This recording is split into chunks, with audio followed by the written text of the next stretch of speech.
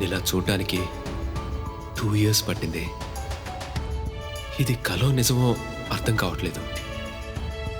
గడిచిపోయిన ఆ 2 ఏళ్ళు నీకోసమే తప్పించిపోయా.